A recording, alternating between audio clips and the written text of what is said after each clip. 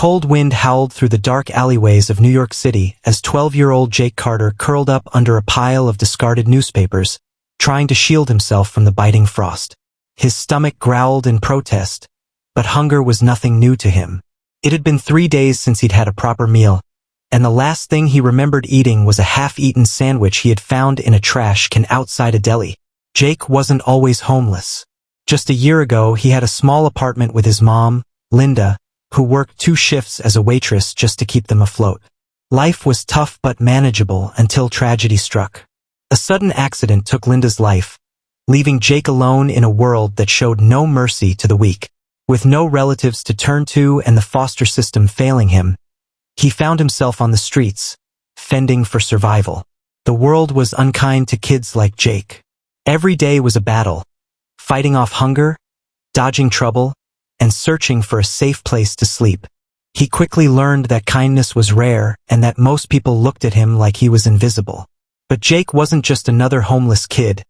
Deep inside, he had something rare: resilience. As he lay on the freezing pavement, staring at the towering skyscrapers above him, a thought crossed his mind. I won't die like this. One day I'll have a building like that. No one will ever look down on me again. That was the moment Jake Carter made a silent vow to himself.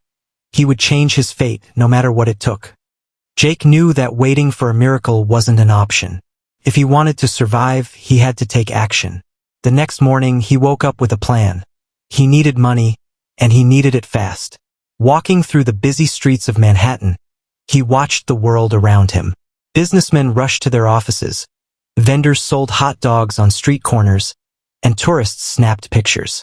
Jake realized that even in this cold, unforgiving city, money flowed everywhere.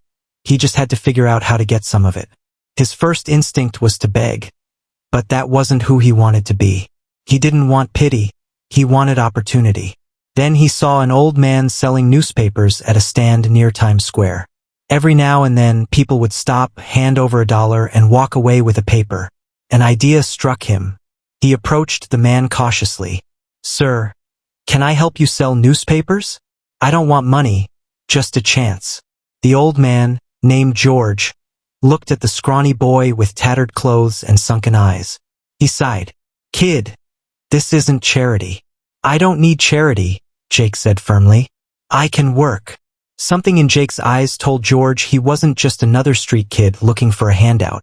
After a moment of silence, George reached under his stand and pulled out a stack of newspapers. Fine, he grunted. Sell these. For every paper you sell, you keep 25 cents. Jake grabbed the stack and ran to a crowded spot near a subway entrance. He knew that just standing there and waiting wouldn't get him anywhere. He had to sell. Hot off the press. Get your latest news, he shouted with enthusiasm. Biggest headlines of the day. People glanced at him, some amused, others indifferent. But Jake didn't let rejection stop him. He kept shouting, kept smiling, and kept pushing. By the end of the day, he had sold every single newspaper. When he returned to George, the old man was surprised. Didn't think you'd last, kid. He handed Jake a few crumpled dollar bills, his first honest earnings. Jake looked at the money in his hands. It wasn't much, but it was his. He had earned it, and that was just the beginning. That night, Jake found himself sitting under the same bridge where he had spent so many nights before. But tonight was different. He had a few dollars in his pocket, money he had earned through hard work. It wasn't just cash. It was proof that he could change his life, even if only a little at a time. The next morning, he returned to George's newspaper stand, determined to do even better. You back already? George asked, raising an eyebrow. Jake nodded. I can sell more today. George smirked and handed him another stack.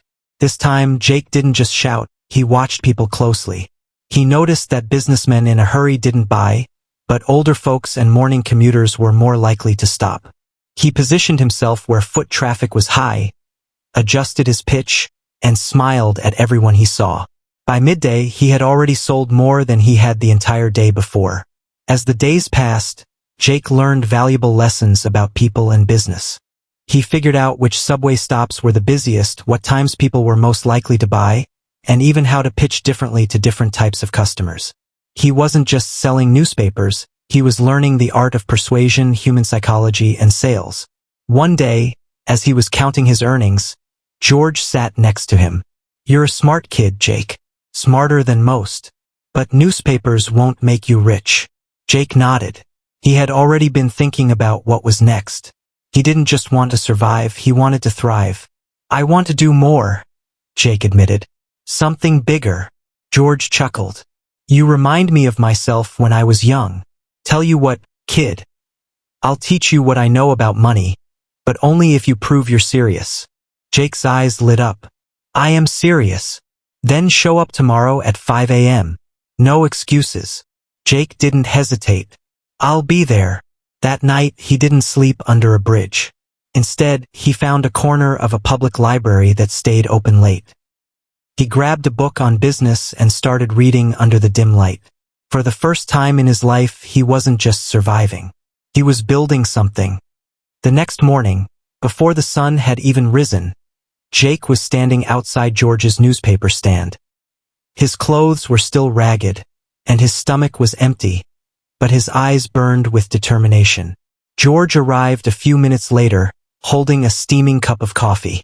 He smirked when he saw Jake. "Didn't think you'd actually show up." "I told you I was serious," Jake said, rubbing his cold hands together. George nodded and handed him a notebook. "Lesson 1. If you want to make money, you need to understand it. Start by tracking every dollar you make and every dollar you spend." Jake flipped through the empty pages. "Okay. And then? Then you figure out how to multiply it," George said, taking a sip of coffee. "Rich people don't work harder. They work smarter."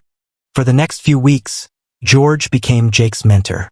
In between selling newspapers, he taught Jake the fundamentals of business, supply and demand, negotiation, reinvestment, and even a little about stocks. Jake soaked it all in like a sponge. But George wasn't just teaching him business, he was teaching him life.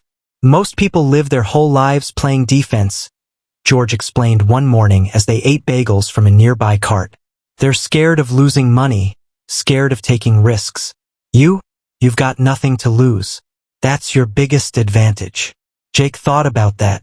It was true, he had no home, no family, and no security. But that also meant he had no safety net stopping him from taking chances. One day, as they were closing up shop, George gave Jake a challenge. "You've been selling my newspapers and making a few bucks. But now I want you to think like a businessman. Come up with your own hustle. Something that makes more money than this." Jake spent the entire night thinking. He had learned how to sell, how to negotiate, and how to identify what people needed. Now, he just had to figure out how to use that knowledge to make real money. Then, as he walked past a group of tourists struggling with their heavy suitcases, an idea hit him. What if I help people carry their bags? For a fee. It was simple, but it had potential. People visiting the city were often lost, overwhelmed, or simply too tired to carry their luggage. If he could provide that service, he could make way more than selling newspapers. The next day, he tested his idea. Standing near Penn Station, he approached a struggling couple. "Need help with those bags?" he asked confidently. The man hesitated. "How much?" Jake thought quickly. "Just $5. I'll carry them to your taxi or hotel." The man looked at his wife, then back at Jake. "All right, kid. You got a deal." As Jake walked away with his first $5 bill, he grinned. This was just the beginning. Jake's idea worked. Every day, he positioned himself outside major transit hubs, Penn Station, Grand Central, and the Port Authority bus terminal, looking for travelers who needed help. At first, some ignored him while others were skeptical, but Jake's persistence paid off. "Need a hand with those bags? Just $5, and I'll get you there quick." People liked the convenience, and soon, he was making more money than he ever had before. Some generous travelers even tipped him extra. But Jake wasn't satisfied. He had learned from George that the key to making real money wasn't just working hard, it was working smart. If he could get others to work with him, he could expand his hustle. One afternoon, he approached two other homeless kids, Leo and Danny, who were also struggling to make money. "I've got a way for us all to make cash," Jake told them. "I'll show you where to find the best customers, how to talk to them, and how to close the deal. We split the earnings, we all win." At first, they were hesitant, but when they saw how much Jake was making, they agreed. Jake now had a small team. He divided the city into zones, assigning each of them a location, and told them to report back at the end of the day with their earnings. By the end of the first week, they had made over $200 combined, more money than any of them had ever seen. Realizing he had started something bigger, Jake reinvested. He bought second-hand rolling carts from a flea market, making it even easier for his team to transport luggage. With better service, they could now charge more, $10 instead of $5. As the money started flowing in, Jake's mindset began to shift. He was no longer just surviving, he was building something. One evening, as he counted his earnings, he thought about George's words. "Rich people don't work harder. They work smarter." Jake was starting to understand. Jake's business was growing fast. What had started as a one-person hustle had now turned into a small operation. His team of 3 was making decent money, and word began to spread among other homeless kids that Jake had found a way to make real cash. One evening, as they sat in a small diner counting their earnings, Danny spoke up. "Jake, we're making good money, but there are a lot of guys out there who want in. We could expand." Jake had been thinking the same thing. He had been watching how real businesses worked, fast food chains, delivery services, even street vendors. The ones that made real money didn't just work. They built systems. The next morning, Jake made a plan. First, he recruited more kids, 5 new ones, each willing to work hard. But instead of just sending them out randomly, he gave them rules. Dress presentably. He got everyone clean secondhand clothes to look less intimidating to customers. Be professional, always greet customers with a smile. Use polite language, and never argue over money. Use referrals. If someone had a good experience, ask them to tell their friends or leave a small tip. To organize everything, Jake split the city into territories and placed a team leader in charge of each zone. Every day, they would report their earnings, and Jake would take a small cut in exchange for keeping the business running and providing the rolling carts. Within a month, the group had grown from 3 to 10. Instead of just making money for himself, Jake was now managing a team, collecting earnings, and reinvesting in better equipment. One afternoon, as he watched his team working outside a busy train station, he realized something. He wasn't just a hustler anymore. He was an entrepreneur. Jake's business was thriving. Every day, his team brought in more money, and for the first time in his life, he felt in control of his future. But with growth came new challenges. One afternoon, as he stood near Penn Station overseeing his workers, a man in a dark jacket approached him. "You the kid running this operation?" the man asked, crossing his arms. Jake, sensing trouble, nodded cautiously. "Yeah, why?" The man smirked. "Name's Tony. I've been working these streets for years. And you? You're stepping on my territory." Jake had heard about guys like Tony, street hustlers who had their own unspoken rules. If you made money on their turf, you had to pay up. "I'm just helping people with their bags," Jake said, trying to stay calm.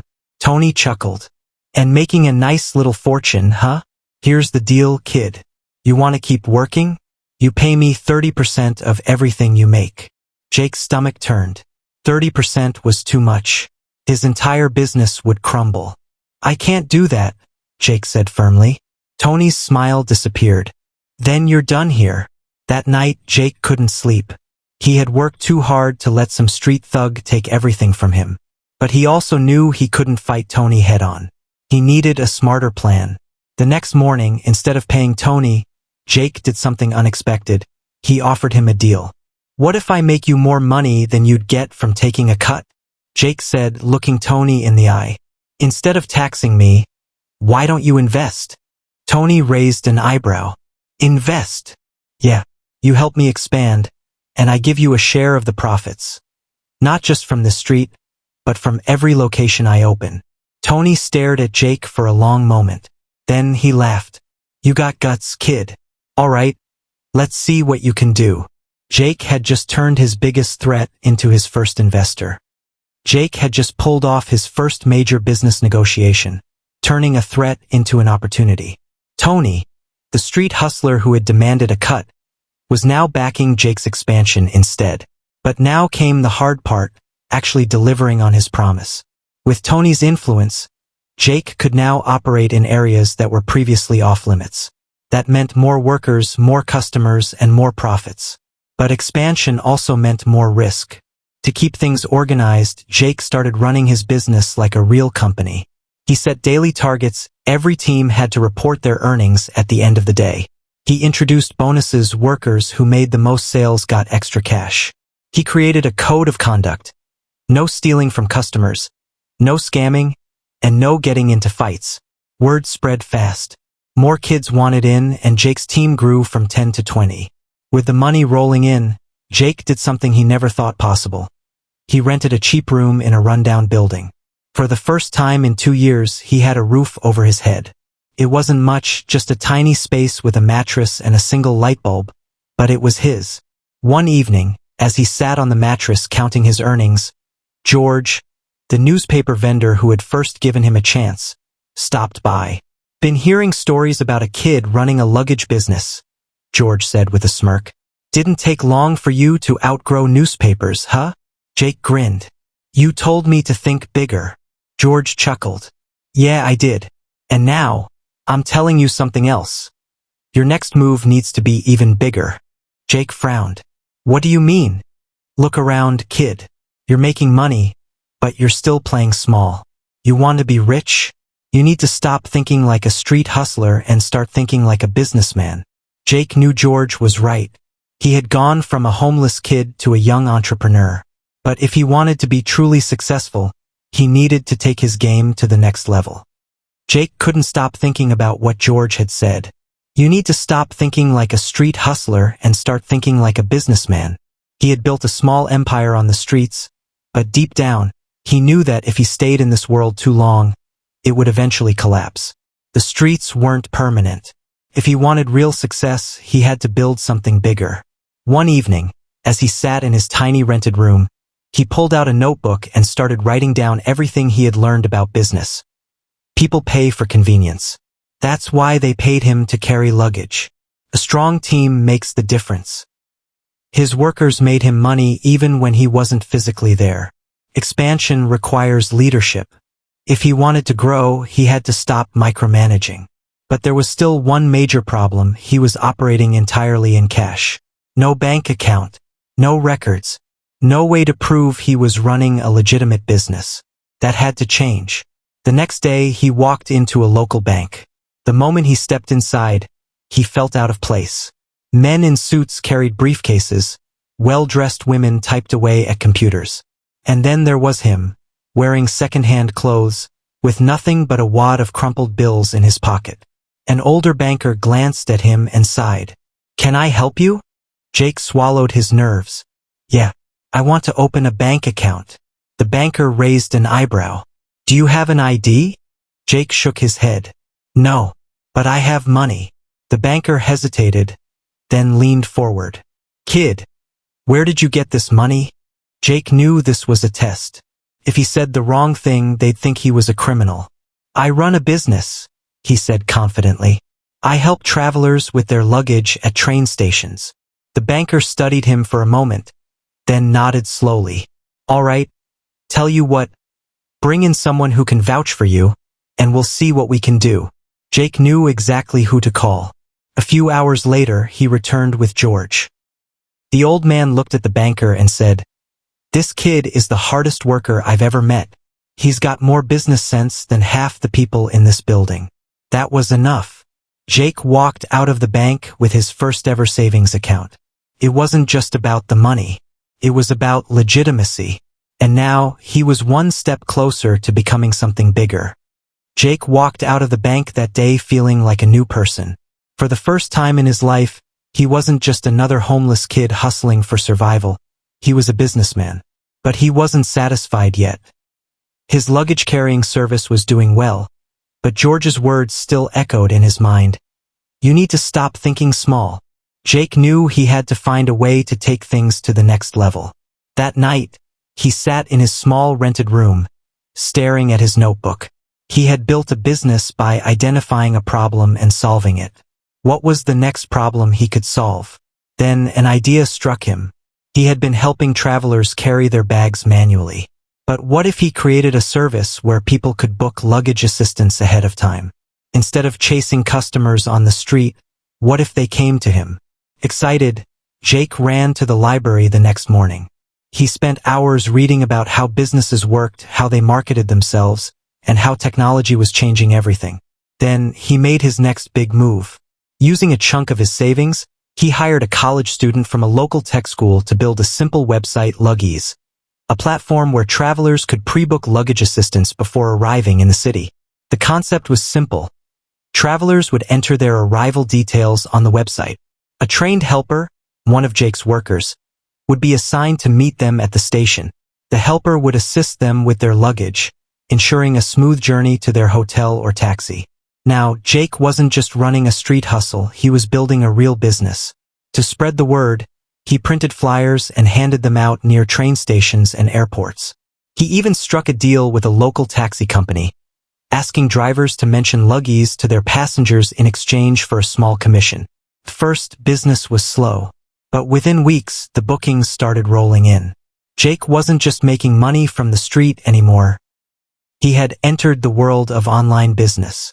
For the first time, he felt something he had never truly felt before. He was in control of his future.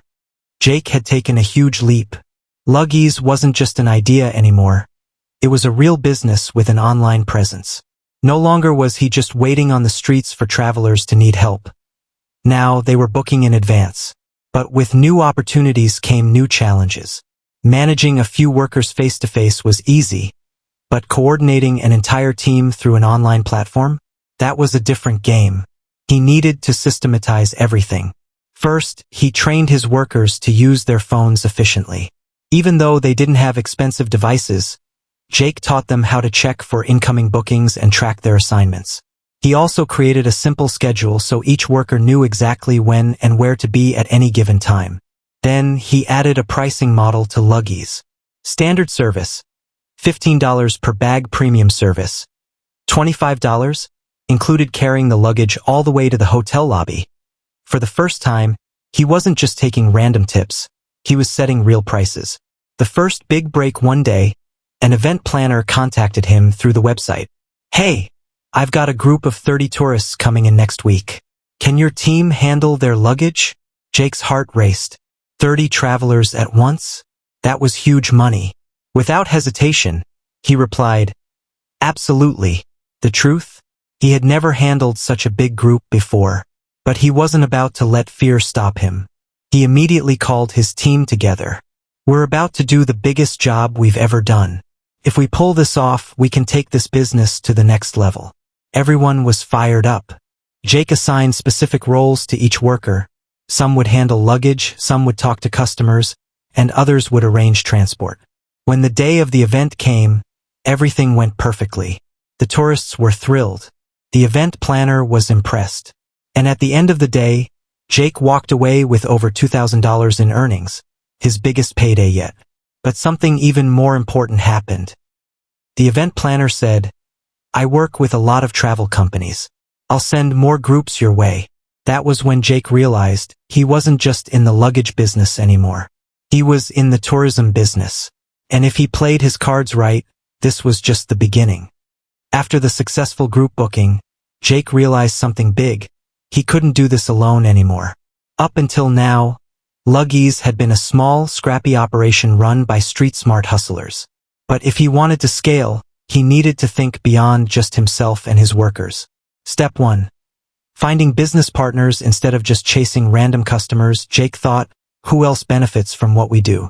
The answer was obvious: hotels, taxi services, travel agencies, and tour companies. If he could partner with them, they would send him customers automatically. His first stop? Hotels. Jake dressed as professionally as possible, borrowing a blazer from George, the newspaper vendor, and walked into a mid-range hotel near Penn Station. He went straight to the manager and pitched his idea. "Your guests struggle with luggage when they arrive in the city. What if we handled that problem for you?" LugEase can assign someone to meet them at the station and deliver their bags straight to your hotel. The manager, curious, asked, "What's in it for us?" Jake had already prepared for this. "Every time one of your guests uses our service, you get a 10% commission." The manager smirked. "You're smart, kid. Let's give it a try." Step 2. Expanding the network over the next few weeks, Jake pitched the same idea to more hotels, some small, some big. Not everyone said yes, but enough did. Soon, LugEase had official partnerships with 5 hotels. Then Jake turned to taxi companies. He approached drivers waiting outside the stations and hotels. "You get tourists every day, right? If you recommend LugEase for their luggage needs, we'll give you a referral fee." The drivers loved it. It was easy extra cash for them. Within a month, LugEase was everywhere. Hotels were recommending the service to their guests. Taxi drivers were bringing in customers. Tour companies were referring entire groups. Step 3. Automating the process with so many new customers, Jake needed a way to manage bookings faster. He hired another student from the tech school to add a booking system to the website. Now, customers could schedule their luggage assistance in advance, pay online, and receive instant confirmation. No more chasing people in the streets. The moment everything changed one day, Jake got a phone call from an executive at a luxury hotel chain. "Jake, we've heard good things about LugEase. We'd like to discuss a potential citywide partnership." Jake almost dropped his phone. This was it. The moment he had been waiting for. He had started on the streets, hustling for survival. Now, he was about to negotiate with corporate executives. Jake Carter, the once homeless kid, was becoming a real businessman. Jake had never been in a corporate meeting before. He had hustled on the streets, built partnerships with small hotels and taxi drivers, and even created a functional online booking system. But now he was stepping into a whole new world, negotiating with executives. The luxury hotel chain that reached out to him owned multiple high-end hotels across New York City.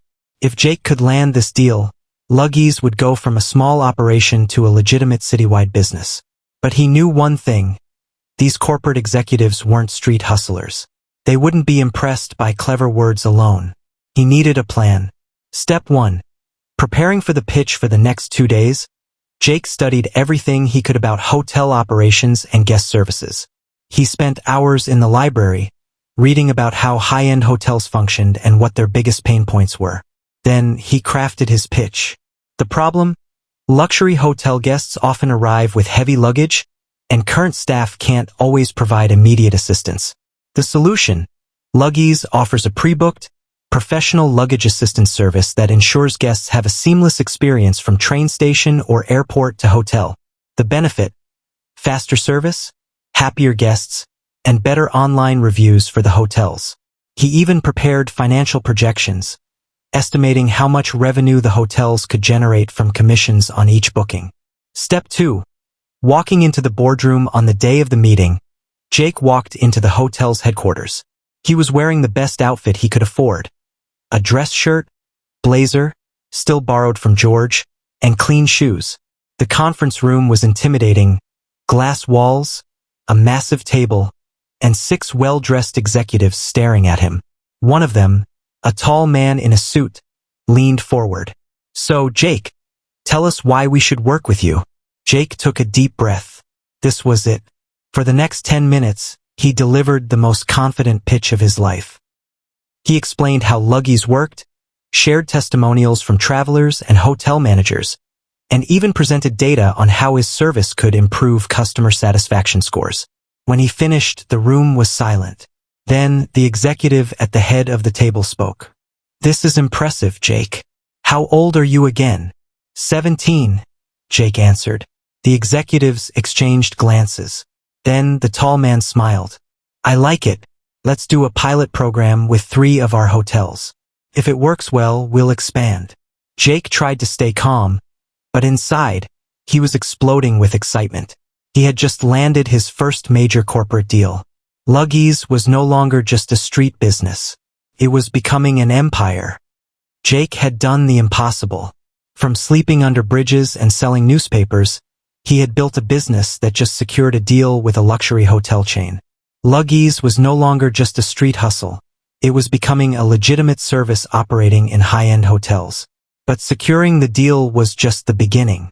Now he had to deliver. Step 1. Expanding the team. The pilot program involved 3 luxury hotels in Midtown Manhattan. These weren't like the small motels and mid-range hotels he had worked with before. The guests here were wealthy, business executives, celebrities, and high-profile tourists. Jake needed a team that could match the hotel's standards. He put out an ad at local community centers, looking for young, ambitious workers who wanted a fresh start, just like he once did. He conducted real interviews for the first time in his life, hiring 10 new workers. Instead of street clothes, he got them matching uniforms, black polo shirts with the LugEase logo. The goal? Make the service look as professional as possible. Step 2. Technology and automation. Jake had learned that running a bigger business required smarter systems. So, he used part of his savings to upgrade the LugEase website into a full-fledged booking platform. Guests could now pre-schedule luggage assistance directly from the hotel website. LugEase employees would get instant notifications on their phones. Payments could be processed automatically, removing the need for cash transactions. This wasn't just a street hustle anymore. This was a real logistics business. Step 3. The first few days of the pilot program were nerve-wracking. Would the high-end guests use the service? Would the hotel managers be happy? Jake personally oversaw every booking, making sure every bag was handled professionally. After 1 week, the results were in. 96% of guests who used LugEase rated it 5 stars. Hotel managers reported an increase in guest satisfaction. Word started spreading to other hotels. Then, Jake got the call he had been waiting for. The hotel chain executive said, "Jake, this is working better than we expected. We want to roll it out across all our hotels in New York." Jake could barely contain his excitement. LugEase wasn't just a small business anymore. It was on its way to becoming a citywide service. With the hotel chain expanding LugEase to all its locations in New York, Jake's business was growing faster than he had ever imagined. But he knew one thing: New York was just the beginning. Step 1. Building a corporate structure. Jake was no longer just running a small team. He was now managing dozens of employees across multiple locations. If he wanted to scale beyond New York, he needed a corporate structure. He hired a manager to oversee daily operations. He brought in a financial expert, a former street hustler turned accountant, to manage the books. He partnered with a lawyer to ensure LugEase was legally compliant in every state they planned to expand into. Jake had no formal business education, but he was learning fast. He studied how franchises worked, how major logistics companies scaled, and how to structure teams. He wasn't just an entrepreneur anymore, he was becoming a CEO. Step 2. Expansion beyond New York. With LugEase running successfully in 12 New York hotels, Jake set his sights on other major cities. Los Angeles, a major tourist hub; Chicago, a business travel hotspot; Miami, a gateway for international travelers. He approached hotel chains with the same pitch. LugEase has increased guest satisfaction and revenue in New York. Let's bring it to your hotels nationwide. And it worked. Within 6 months, LugEase expanded to 5 major U.S. cities. Step 3. Attracting investors. As LugEase grew, venture capitalists took notice. One day, Jake got a call from a tech investor in Silicon Valley. "I've been watching LugEase," the investor said. "We think this could be a billion-dollar business. If you're interested, we'd like to invest." Jake's heart pounded. He had built this business from nothing, with no investors, no funding, just pure hustle. Now, real investors wanted in.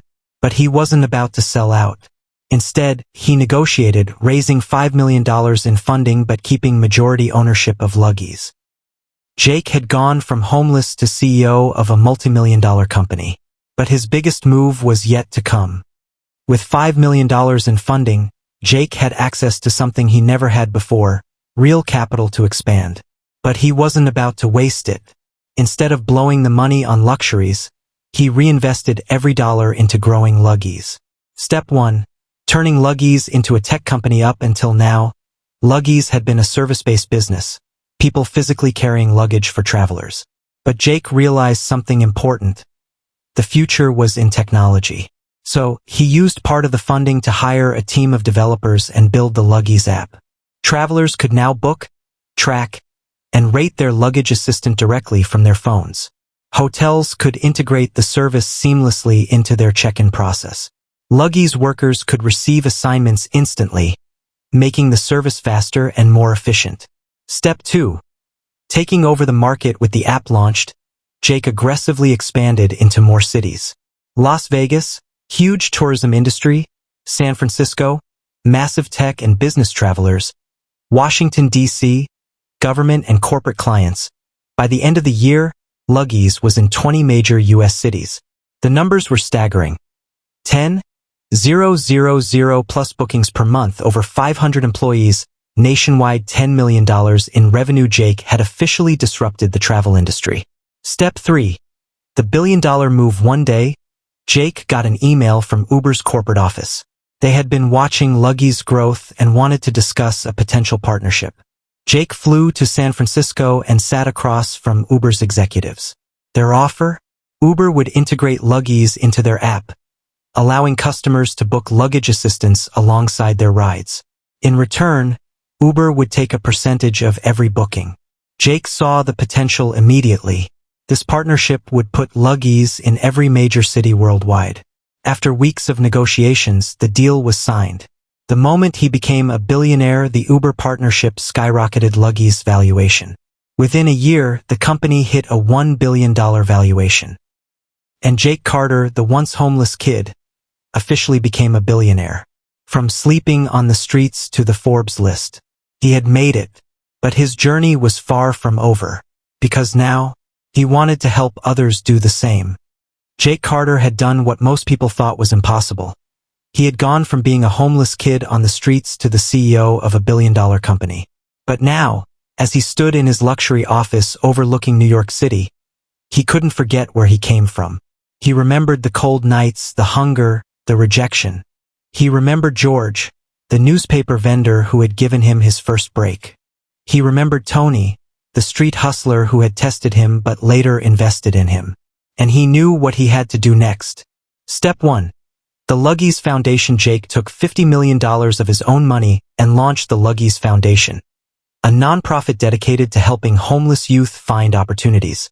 The foundation focused on job training programs to help street kids learn business and entrepreneurship, scholarships for young people who wanted to get an education but couldn't afford it, housing initiatives to provide safe shelter for kids living on the streets.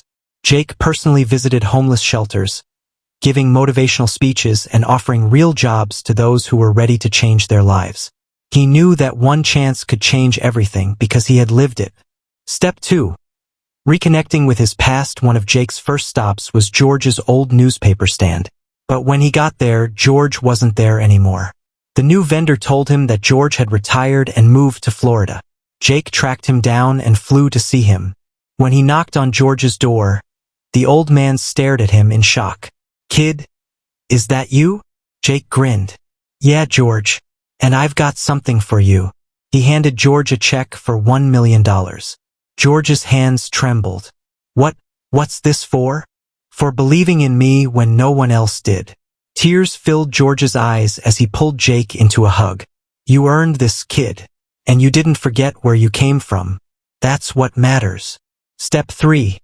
The final lesson. Years later, Jake was invited to speak at Harvard Business School. A professor introduced him as one of the most inspiring entrepreneurs of our time.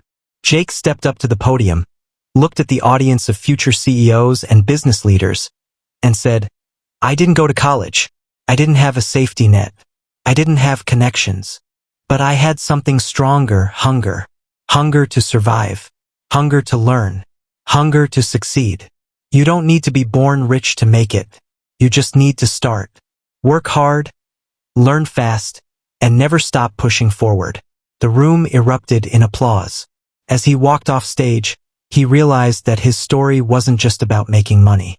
It was about proving that anyone, no matter where they start, can rise to the top. Jake Carter had gone from a homeless kid to a billionaire. And now he was on a mission to help others do the same.